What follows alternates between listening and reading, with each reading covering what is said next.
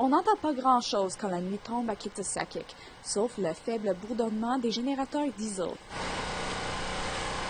Pendant des décennies, la communauté a vécu privée du réseau électrique, mais cela est sur le point de changer. Half of the camping grounds in Quebec are better equipped than Kitsisakik. They're open 6 months a year. These Anishinaabe from Kitsisakik live in Kitsisakik all year long. So to me, it's a situation that is totally unacceptable. C'est là qu'entre en jeu le projet Animiki Ishkote, nommé d'après le terme Anishinaabe qui signifie électricité. Vous avez été patient, trop patient. La présidente d'Hydro-Québec admet que Kitsisakik est resté sans électricité depuis trop longtemps. C'est donc Hydro-Québec qui paiera la facture de la construction d'une ligne électrique de 25 kV à travers Kitsisakik. C'est pour vous qu'on fait ça, c'est avec vous qu'on va le faire. Kitsisakik n'est pas une réserve reconnue. Elle dépend des générateurs coûteux pour fournir 5 à 7 heures d'électricité par jour. Le ministère des Affaires autochtones du Québec interviendra donc pour s'assurer que ces installations sont modernisées. I was quite, I'm going to say surprised, but quite shocked, knowing that this happened in our backyard, and a lot of Quebecers don't even know about it, to be honest. Ce sera toutefois un long processus. Des résidents comme Jimmy Papati sont déjà enthousiastes.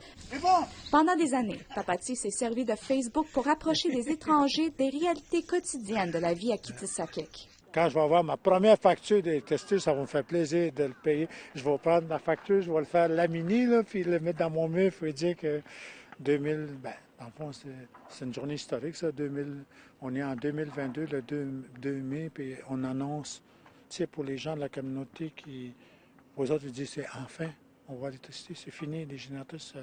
Il est ironique qu'une collectivité située littéralement au bout de la rue d'une infrastructure d'Hydro-Québec ait attendu si longtemps pour avoir l'électricité. Dans une déclaration pour l'occasion, la ministre fédérale des Services aux Autochtones, Patty Hajdu, a qualifié l'accès à l'électricité de besoin fondamental. Le chef de Kitsisakik est du même avis. Aujourd'hui, on vient quand même de régler une situation qui est majeure de l'électrification, parce que là, veut pas, là, avec les conditions climatiques qu'on vit à ce temps-ci, le froid qui est intense et ainsi de suite. Je pense qu'on vient de au moins sécuriser nos membres pour les 5 par rapport à l'électrification. Les travaux d'inauguration du projet débuteront cet été. La mise en service officielle est prévue pour 2025. Lindsay Richardson, Nouvelle nationale d'APTN, Kitsisakik, Québec.